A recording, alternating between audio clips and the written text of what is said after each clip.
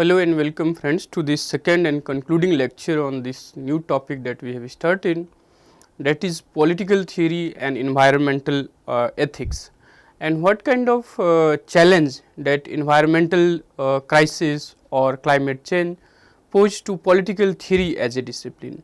So, this is some of the thing which we have been discussing, and in the last class we have discussed how this climate change or environmental crisis emerge historically, especially after the post industrial development of discourse about going back to land or romantic environmentalism, and more specifically from the 1960s and 70s, when there is a kind of gloom and doom about environment, and then we have seen the responses to the climate change or environmental crisis, especially through the three kind of responses, that is deliberative democracy, the idea to extend or expand the notion of citizenship to include environmental citizenship, and finally inculcating some of the green virtues. So, this we have discussed in the previous lecture.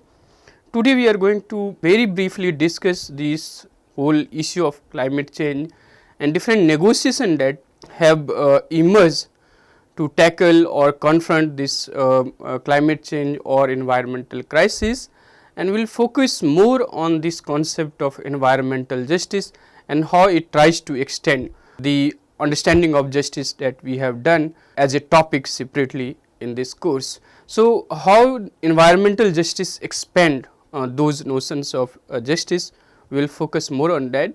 While doing that, we will also try to see how environmental justice or environmental crisis and many of the requirements that it necessitates is consistent or inconsistent with many of the values and premises of liberal democracies and liberalism. So, climate change and environmental crisis pose a serious challenge to humanity as a whole. This point we have covered in the previous lecture. So, it is not just to political theory that it poses a challenge, it also poses a challenge to many of the problems that humanity as a whole faces. There are certain direct impact of climate change, but there are many indirect effect or influence of climate change and world as a whole. Whether that part of the world is the cause of the problem or not, they all face the effect of climate change. This point we have discussed. So, it poses a challenge to the humanity as a whole, and tackling it requires a new set of values which will lead to newer domestic and world political order. So, what climate change or environmental crisis require is to develop a new set of value which will lead to create a new set of domestic or international political order, and many of the values and approaches to politics in its present form are simply not adequate to solve this problem of climate change or environmental crisis, and therefore, environmental issues demands new lexicon, new concept or new terminology of politics and democracy in modern society. So, it necessitates new values, new concepts, new terminology to understand the problem and then respond positively to tackle this problem successfully. So, in the previous lecture we have discussed how it argues for change in the notion of democracy and emphasize on deliberative democracy with free speech, environmental citizenship, and inculcating green values among the individual and communities to tackle the problems of climate change. We have also discussed how it required efforts at local, national and international levels, and it also requires modification in the pattern of consumption, and in that individual, community, state, market and international agencies all play a significant role. So, there has to be a network, a kind of coherent or a kind of continuous effort starting from the individual to the local to the national to the international level. In tackling the climate change, all these players play a very significant role. So, it cannot be tackled by one country, because the climate change as a problem is beyond the purview of a single nation or single country. It cannot tackled only by few countries or a group of countries, because another countries through its emissions or present rate of consumptions and emission of greenhouse gases can jeopardize the efforts of climate change by other countries. So, it requires a kind of collective effort to tackle it, that starts from individual to community at the local level to the national and international level. Now, in this lecture today we will focus briefly on climate change and environmentalism and how it is consistent and inconsistent with some of the liberal values and premises. However, we will focus more on the notion of environmental justice. Climate change in today's world is a reality and many parts of the world are affected by it. It raises questions to the fundamental concepts of political theory that we have discussed, such as justice, what is fair share, who has obligation and how much, who share the responsibility, and should all share the same or equal responsibility, those who are polluter or those who are the victim of pollution. So, there should be differentiated role or there should be a uniform equal role for everyone. So, these are some of the concepts that requires fresh theorization or revision in the light of new development, particularly the climate change and environmental crisis. So, a Stockholm conference in 1972 begins a serious discussion on the relationship between man and nature or man and environment. It was in this conference for the first time that environmental justice as a term was invoked by developing countries against the developed countries. I will come back to this point again in later part of this lecture, but the contemporary times Stockholm conference was the beginning of a serious deliberation on this notion of environmental justice, and since then there have been numerous discussion and debates on environmental issues at the international level. Rio Summit or Earth Summit in 1992 was one such major international summit of head of the state. So, many head of states in 1992 participated in this summit, which is called Earth Summit, and that is a testimony of the seriousness of the environmental issue that is posing the serious challenge and threatening the very existence of humanity or many non-human species on the planet. So, it was here at the Rio Summit that United Nations Framework Convention on Climate Change, that is UNFCCC, was officially opened for signature, and it came into force in 1994, and now there are 194 countries who have ratified this. Now, this convention on climate change or framework convention on climate change, which is under the aegis of United Nations, all the international negotiations on climate change largely operate within this framework of United Nations Framework Convention on Climate Change. So, further on in 1995, we have Kyoto Protocol that was signed with the objective that developed countries will reduce the emissions of greenhouse gases to pre-1990 level in a time bound manner. But unfortunately, not much in this direction was actually realized, and most of the targets of Kyoto Protocol are not met. So, now the most recent achievement in this direction is the Paris Agreement, which is seen as a remarkable achievement, as there is a kind of universal consensus on having a binding commitment towards reducing greenhouse gases or to tackling climate change or environmental crisis. However, the future of Paris Agreement is also doubtful, especially when the US, which is one of the largest emitters of greenhouse gases, has pulled back or withdrawn from the Paris Peace Agreement. So, in these international negotiations or deliberation on climate change, we have seen that there is a response, there is a seriousness that is attached to the issue, but when it comes to acting upon it or implementing those decisions or the agreements that is arrived at, the world as a whole is not effectively implementing those agreements which is arrived at the international deliberations and conference on climate change. So, what is the biggest challenge in the climate change discourse and measures that is needed to tackling the climate change. The biggest challenge in that is the sharp divide that exists between the rich and the poor, developing and developed countries, and therefore the question of who shares the responsibility, who bears the cost, and who benefits out of this treaty. And that becomes a central contentious issue in environmental debates and deliberation at the global level. So, human and non-human, present generation or the future generation. So, in the climate change, it is the future generation who has no role in causing environmental change or climate change, and yet they will be the worst victim of climate change. So, these issues makes any effective implementation of agreements or deliberation very problematic because of this division between rich and poor, developing and developed world, human or non-human, present generation and future generation, that makes the whole discourse of climate change or environmental debates a very contentious and technical issue, and there is no consensus, there is no agreement on how to go about it, who is going to share the cost, who will be the beneficiary of these agreements and deliberation.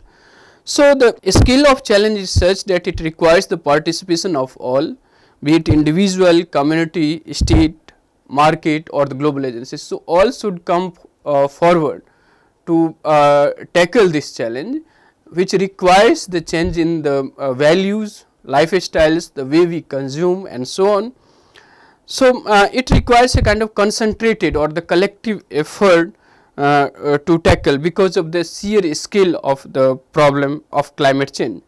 It also requires and put emphasis on new set of values and order of politics. As I said, it requires new lexicon of politics both at domestic or at the international level, and the politics as usual and wait and watch methods of tackling any problem such as climate change will not work in any effective manner to tackle a problem like climate change.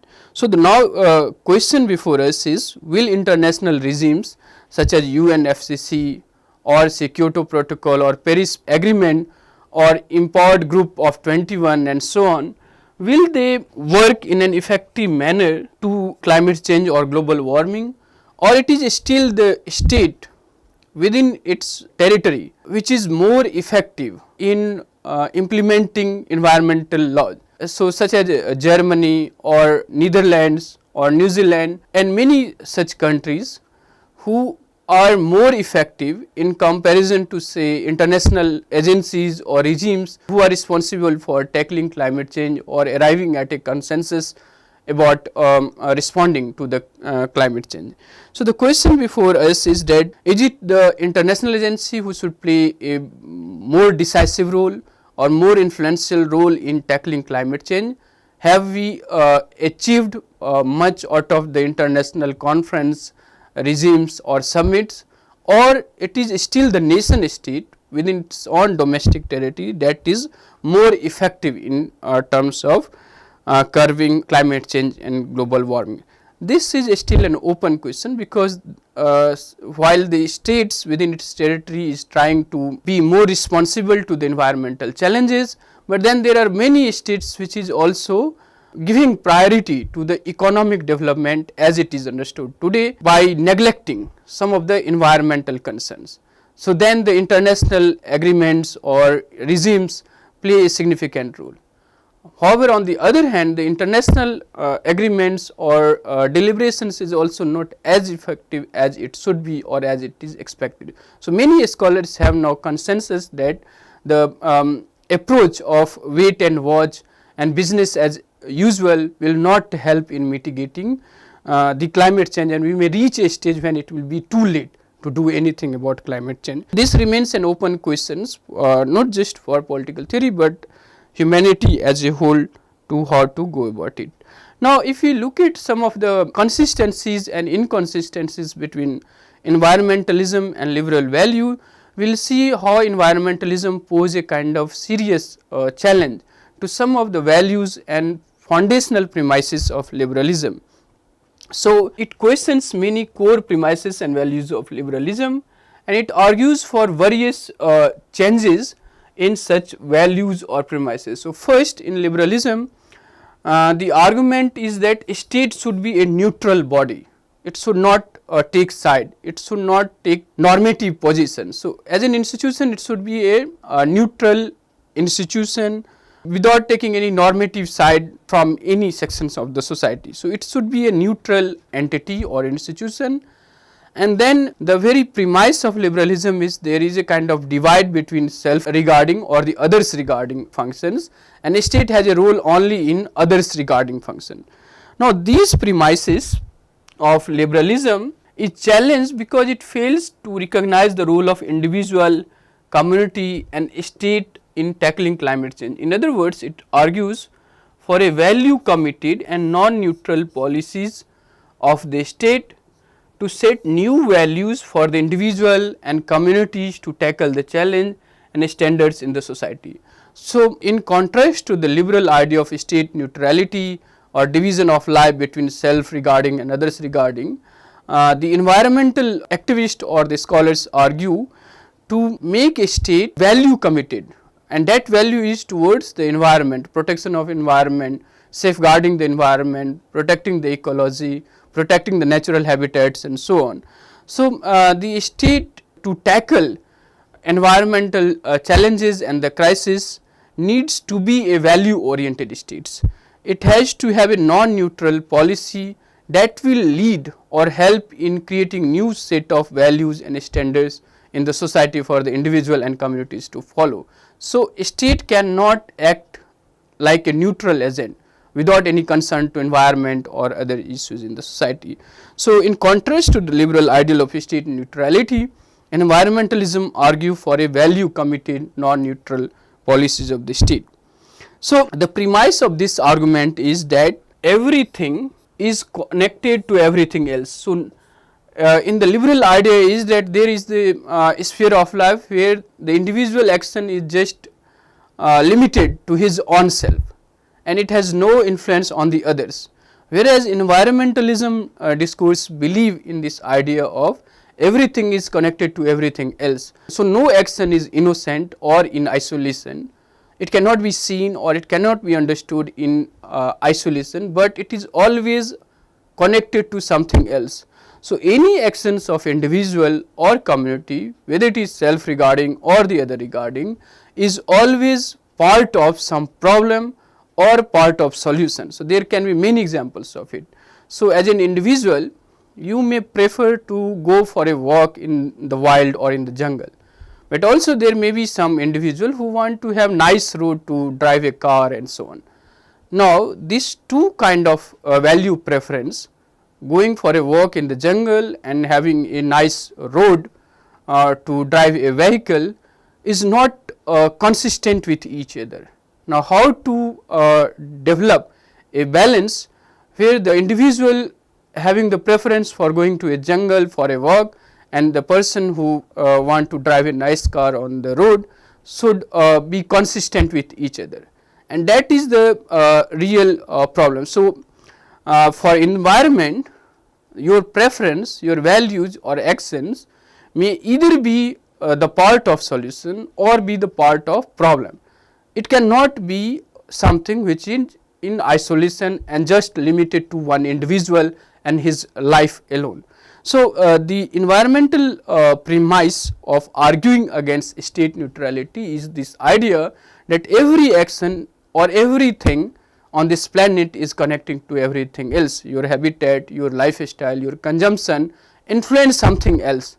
So, the clothes you wear, the food you eat, the modes of transportation that you use is not just limited to your own individuality, but it also has influence on the environment, maybe in the negative or in the positive sense, but all your actions has some connection to the larger issue. So, the point here is that environmentalism argues against the neutrality or the idea of state neutrality or division of self regarding and others regarding action in liberalism, and those ideals are inconsistent with the environmental ideas of arguing for a value committed and non-neutral policies of the state to set new values and standards in the society.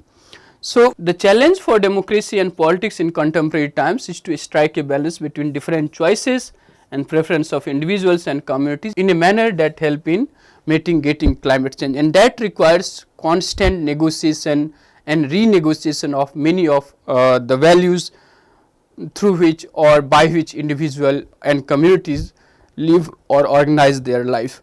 So, the problem with environmentalism and liberal value is that many liberal values, such as the idea that individuals should be allowed. So, in the liberalism, if you remember, individual is understood as a self-defining rational agent who knows what is in his or her best interest, and a state should permit the individual freedom or liberty to express himself or to do what is good for him, and a society which provide the maximum scope for the individual creativity and freedom to do what he wish to do and what he or she thinks is good for him or her, then that society will be a more prosperous society. So, that kind of liberal understanding of allowing or giving individual scope or liberty to do or act as they please are not inconsistent with the commitment to the environmental values, because environmental issue or the crisis requires individual to act, behave, consume and live in a particular manner, and therefore, this liberal idea of allowing individual to do or act as they please is not inconsistent with the commitment to the environmental value, which requires changes in the attitude and lifestyles of individual and community. So, climate change and environmental crisis is going to affect both those who care for environment or those who do not. So, the crisis of environment or the climate change or global warming is not something which is affecting only those who do not believe in it, but also those who believe in the climate change are equally affected or victim of the climate change. Now, the point is for modern liberal democracy and politics is to how to strike a balance where the preservation of environment goes along with allowing the people to lead their lives in their preferred ways. Do we have such option, or can we still deny the climate change? How far the messy world of politics in its present form are capable of striking such balance? So, these are some of the contentious issue of our modern politics and democracy, where we continue to believe in the individual in a responsible, rational manner, and yet their lifestyle consumption affects the environment in a very destructive manner. Now, should we permit that, or how to maintain a balance where we will preserve or protect the environment, but we will also allow the individual to live the life the way he or she want to live. Now, in the present the politics, to arrive at a balance between these two is something which is very difficult to arrive at, and this remains one of the problem with environmentalism or many of the value preferences and premises of liberalism. Now, we will finally move to the idea of environmental justice. The central or foundational idea of modern liberal democracy is a commitment to the principle of justice. So, the idea of justice is very much central to the liberal idea or liberal democratic ideal. There is a commitment to the notion of justice.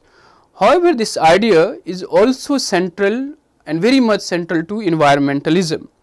It is often argued that although environmentalists have taken the idea of justice seriously, it is the liberal political theorists who for a long time have not taken the environmental seriously, and this we have discussed in the liberal traditions, especially in the social contract tradition of Hobbes, Locke and Rousseau, how nature is central, but nature in this tradition is seen as a entity which do not have any value of its own. So, something which has no value or without value unless the human mix his labor with the natural resources. Only when the human mix his labor with the nature, then the nature acquire its value, otherwise nature in itself has no value or is without value.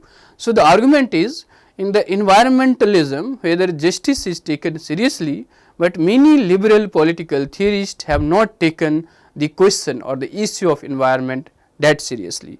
So, Aristotle, for example, talks about two kinds of justice, that is distributive and corrective justice. Now, this notion of justice we have discussed, particularly the distributive concept, which talks about the ways in which goods, resources or burdens in a society is distributed among its members. However, the corrective justice in contrast is about the compensation or the punishment for some wrongdoing, some historical injustices. What should be the compensation or punishment that should be made? That is the part of corrective justice.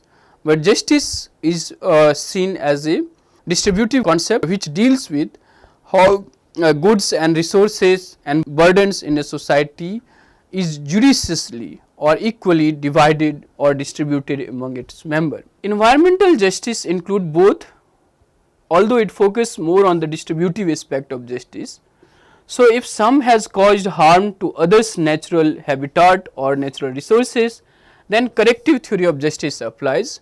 However, the environmental justice is primarily a distributive justice. So, here in this understanding, environment is seen as a resource like any economic goods, money, food or so on in the society, and how it should be distributed. Here with the environment is something very special, that its distribution is not just limited to the present generation.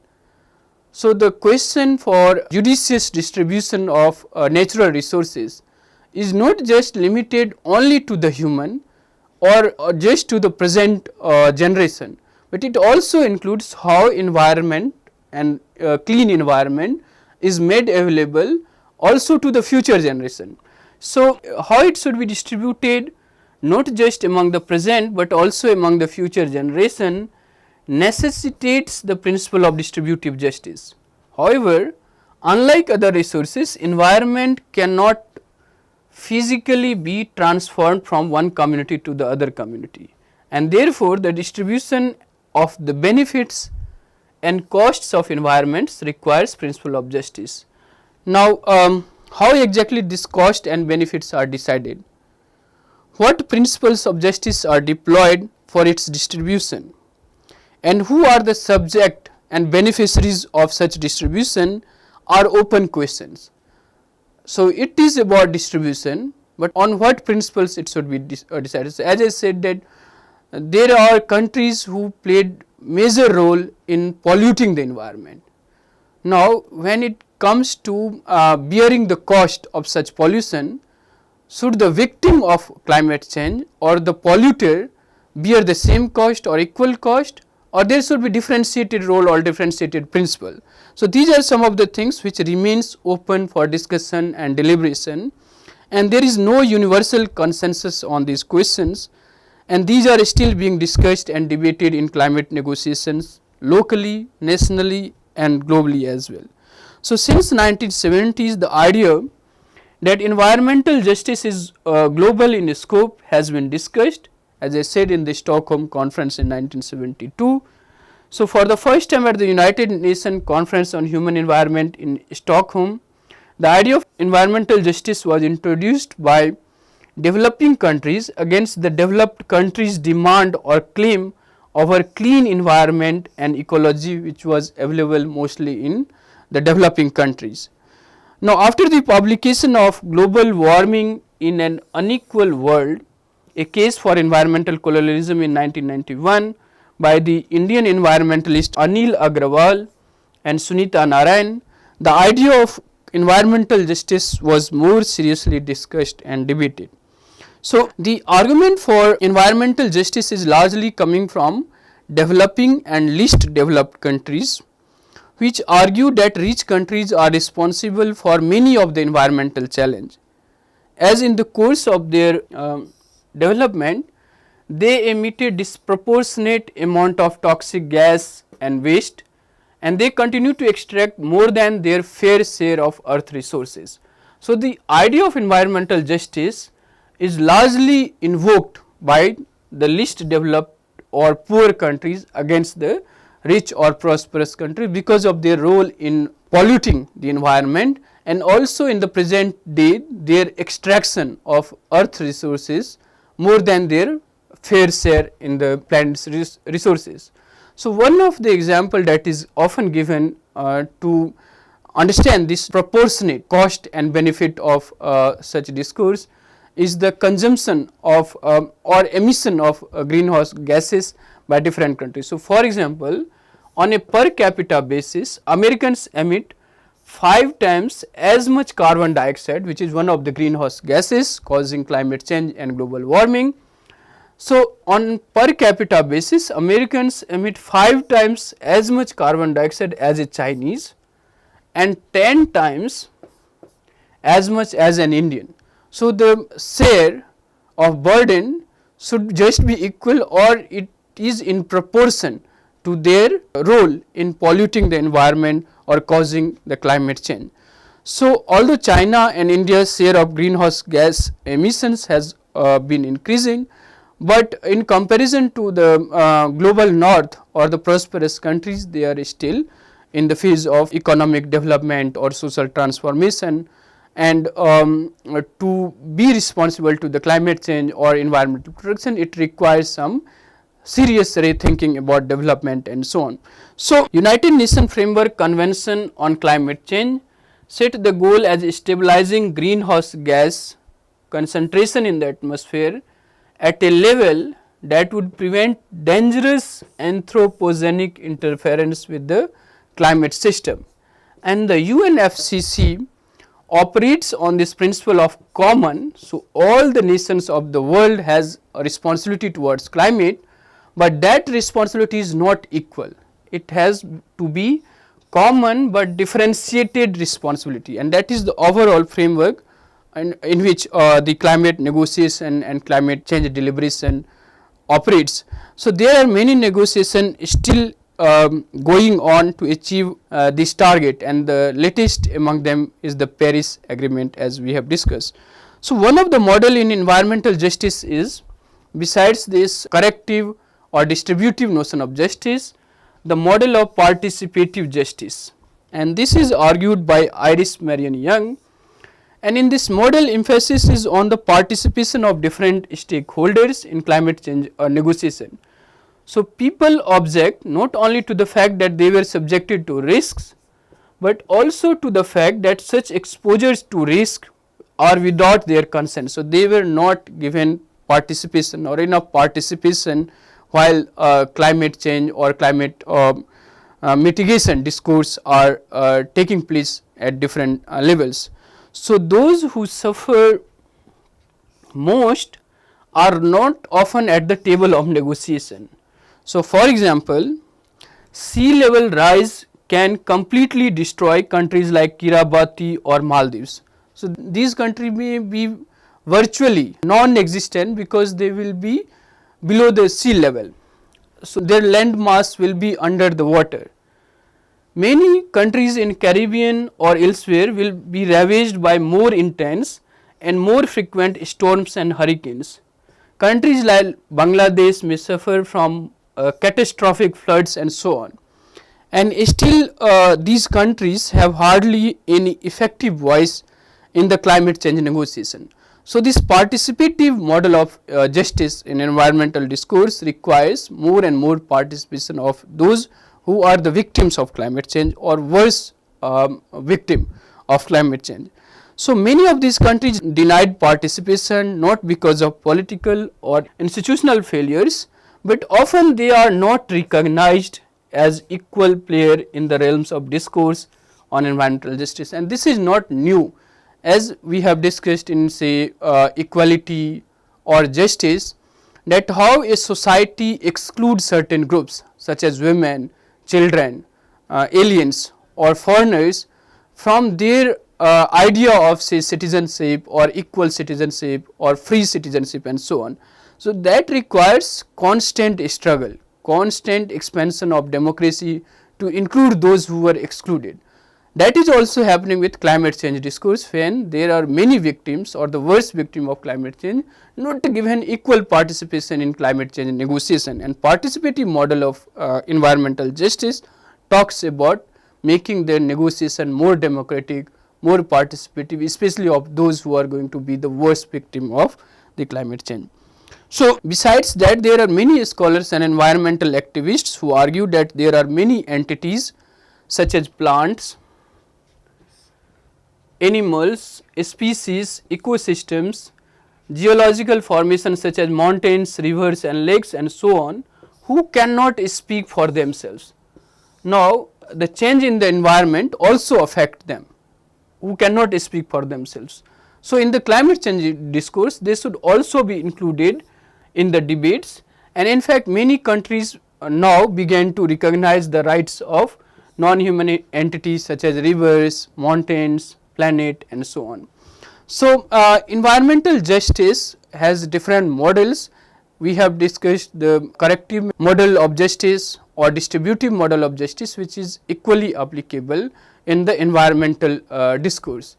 Then we have also discussed the participative model to include especially those who are the worst victim of climate change, and also those who cannot speak for themselves such as plants, animals and other species and geological formations. Now, to conclude, environmental crisis pose serious challenges to political theory, and it necessitates new set of values and new models of democracy. Earth's fundamental structure are altered by climate change and loss of biodiversity, and many species have become extinct and many more are on the verge of extinction. So, Rachel Carson, the silent spring that we have discussed in the first lecture, talks about such extinction of many species from the planet and its influence on spring or the different seasons. Wildlife is everywhere in retreat. This is a challenge as well as an opportunity for new set of values and models of political system to emerge. Now, as a collective effort or respond to climate change, if we are successful in responding to climate change and tackling it effectively, then it is going to make us more better or a responsible citizen, and it will also strengthen and deepen democracies in the society. So, the question then is, will it happen, especially in the messy world of pragmatic politics, where politics are driven by short term or immediate goals rather than long term objectives such as climate change or global warming. Now, will that happen? That will be determined by the collective efforts of individual, community, state, market, nation and the international agencies such as UNFCCC.